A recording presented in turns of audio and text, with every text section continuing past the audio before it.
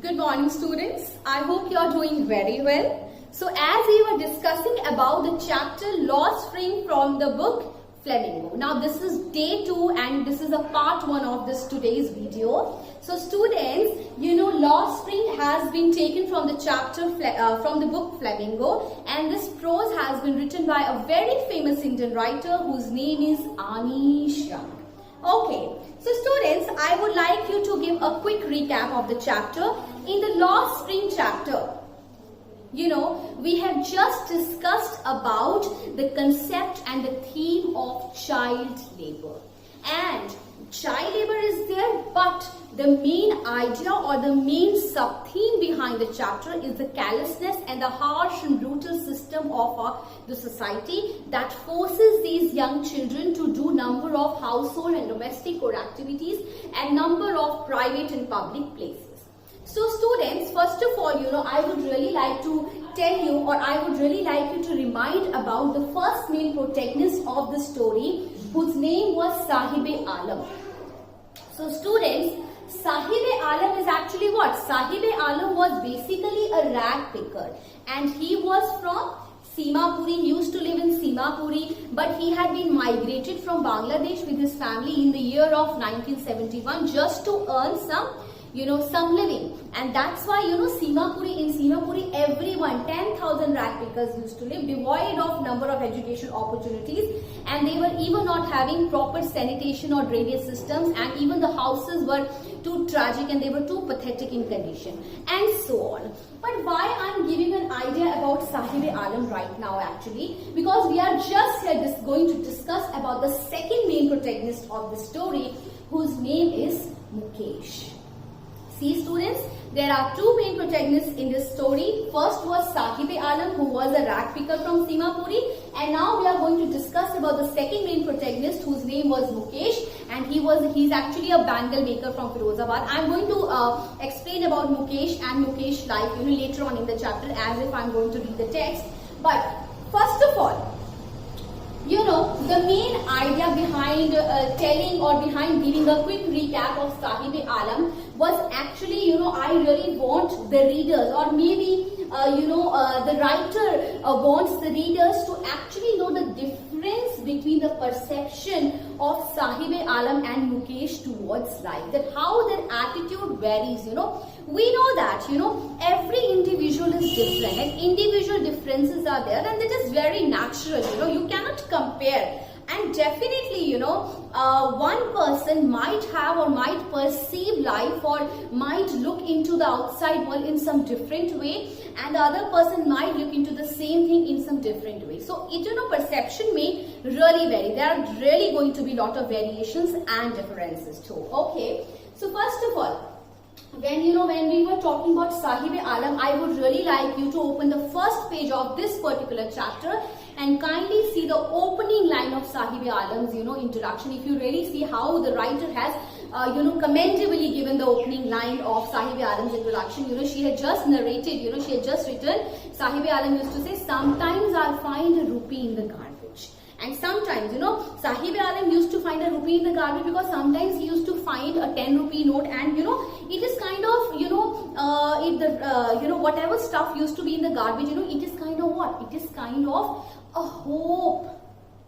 It was a ray of hope for Sahib-e-Alam, because he used to feel that sometimes, maybe someday he was going to find more and more in the garbage dump. So it was what? Sahib-e-Alam was what? He was really hoping for something more, because, his life is too pathetic, his life is too tragic. He cannot dream of something really expensive and too fancy, So what? So he's just hoping for something more, and that's why, he's a poor little child, really very innocent, and he's just looking into garbage dumps, and he's just, it is just giving him some hope that, okay, maybe he will find a big kind of, goodie surprise in the garbage dumps. Okay, now if we talk about Mukesh, right? See, students, I would really like you to open page 17 of the text. It starts like this. Please pay attention, and I will really suggest you to look into the video and kindly start reading the text simultaneously. In that way only you can enjoy the reading of the text. Okay? Alright students, so please pay attention. It says, I want to drive a car. So what it is? Mukesh is saying, I want to drive a car.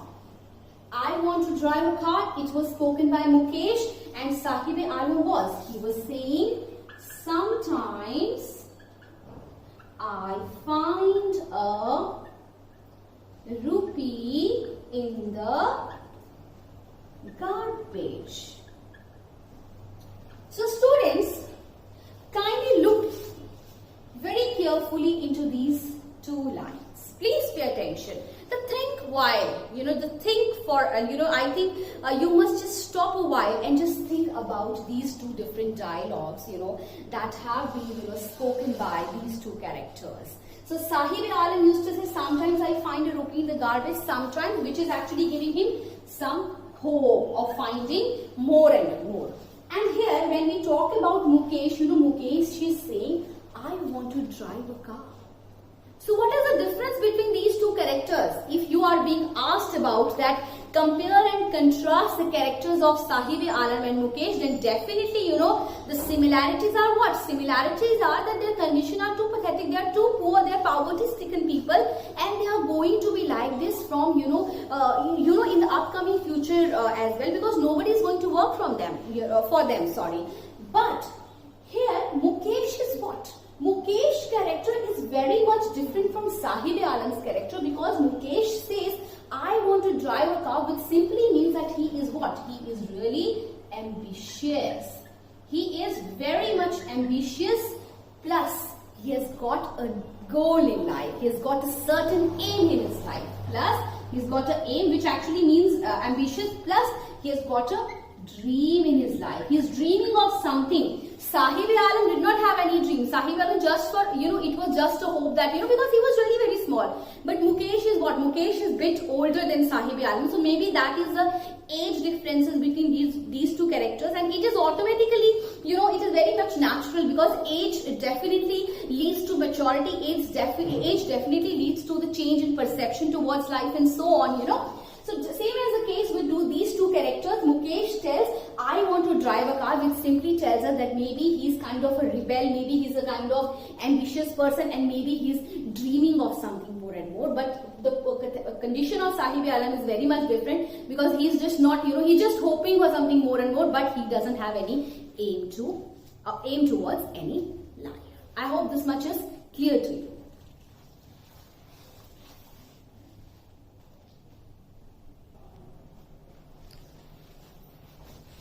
Alright students, so let's start reading the Mukesh story now. Please pay attention to page 17. I want to drive a car. Mukesh insists on being his own master.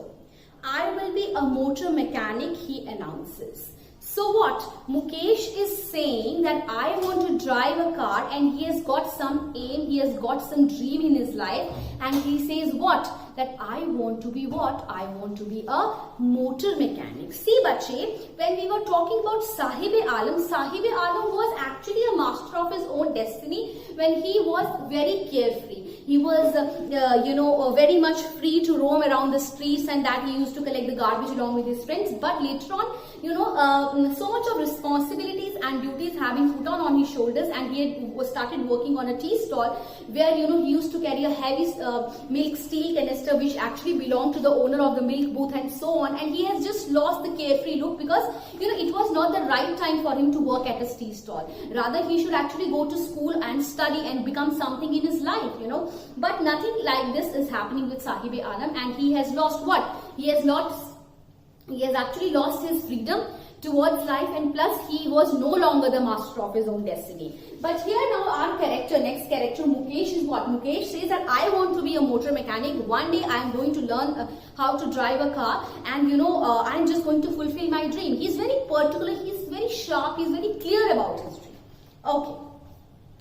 Do you know anything about cars? I ask. So Anish Young, this lady, she asked Mukesh that, do you have some idea about cars? You are talking about that you want to be a motor mechanic, but you know to have some knowledge about cars. Do you have any awareness regarding this?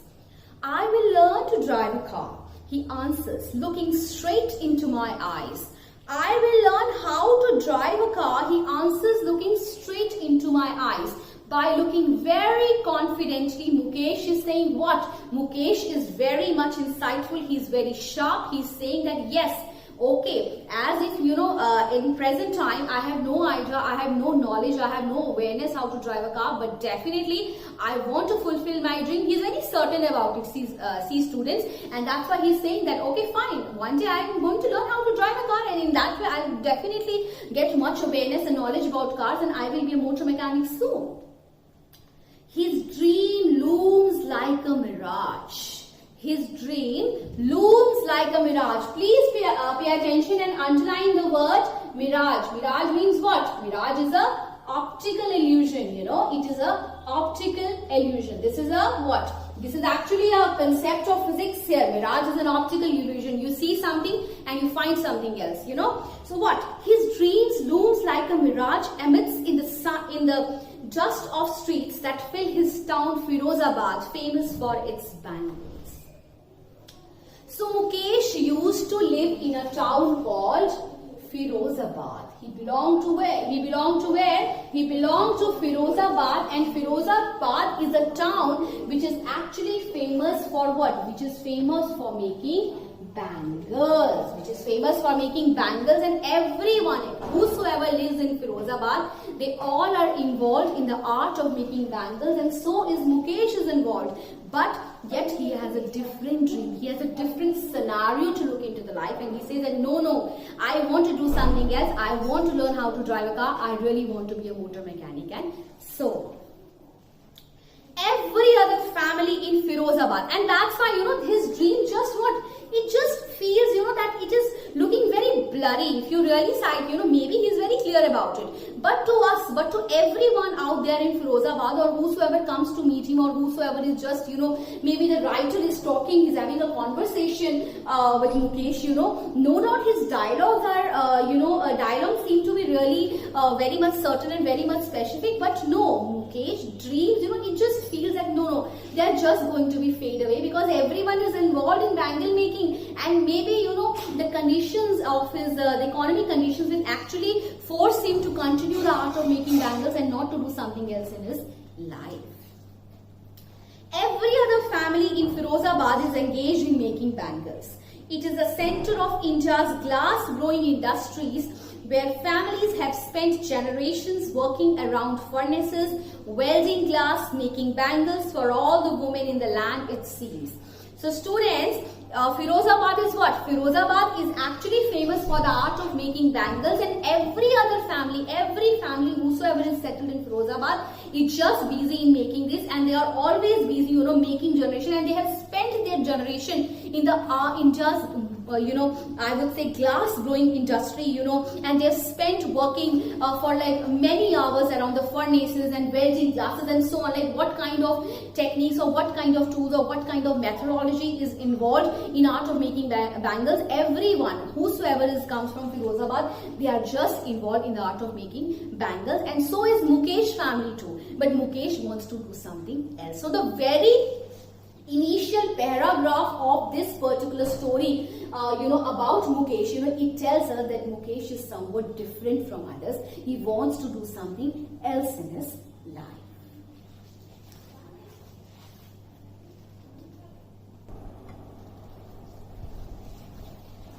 Alright students, okay.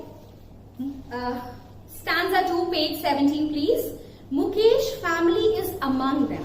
None of them know that it is illegal for children like him to work in the glass furnaces with high temperatures in dingy cells without air and light. That the law, if enforced, could get him and all those 20,000 children out of the hot furnaces where they slog their daylight hours, often losing the brightness of their eyes. So please underline these lines from the stanza 2, page 17, starting from Mukesh's family till brightness of their eyes. So see students, as I was telling you that every third family, every other family in Firozabad is just busy in the art of making bangles, and so as Mukesh family is also busy in the art of making bangles. But Mukesh definitely he wants to do something else, and you know what?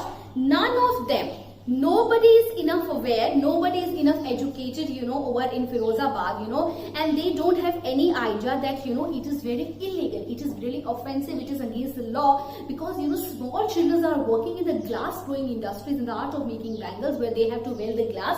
They don't have particular, equipments or particular, I would say proper security measures, and they are working in where? They are working in the dingy cells where there are no sunlight is there, no proper ventilation or no proper air is there, so if somebody, if some authority or some administration is going to, know about this, that, 20,000 children are just working there. So all the people, they will be taken out away from there, and most of the, the people who have actually enforced these children to work in such a bad condition, they will be what? They will be imprisoned for sure. And what? There is yet another question, that what are mentioned some hazards or mention some disadvantages of working in glass blowing industry. So you can easily mention that, that the people have to work in the hot temperatures, there is no proper air, there is no proper sunlight, there is no proper ventilation. People have to, there is no proper security measures. If anything happens to those, nobody is going to take care of them. Plus, the one major disadvantage of of working in the glass blowing industry is what? That they work in what? They work in dark and dingy cells, and due to this, what is going to happen? Due to this, someday, one day, they all lose their brightness, they all lose the eyesight, So that is what? That is going to make them blind, which is really very bad, and that is unethical too, because everyone knows that this is going to happen in their life, but nobody is stopping them, and nobody is nobody is even hoping for doing something else. Nobody is even ready to take an initiative. But Mukesh's character is very much different. Right from the beginning, he's saying that I really want to do something else. I really want to be a motor mechanic. I will definitely learn to drive a car. He's simply not interested in the art of making bangles, where in Firozabad, every person, every third person, every small child is just involved in the art of making bangles, and they often lose their eyesight, which is very harmful for their body, which is really bad for them, and this is unethical too. But nobody is doing something for that. Okay. Mukesh's eye beam as he volunteers to take me home, which he proudly says is being rebuilt. We walk down stinking lanes. Please underline these lines, please. I really want students you to concentrate and underline these lines, please. We walk down stinking lanes choked with garbage, past home that remain level with crumbling walls, wobbly doors. Please underline the word wobbly. It means shaky doors. Wobbly. Wobbly doors. Wobbly doors means shaky. Maybe the condition of the wood and the condition of the material, that has been used in the construction of the house, that is really of cheap quality. So definitely the houses, the doors are too shaky, they can really get a jolt. If they really get a good amount of force, onto the doors, definitely they are going to just break. Okay, wobbly doors, no windows, crowded with families of humans and animals coexisting in primeval state.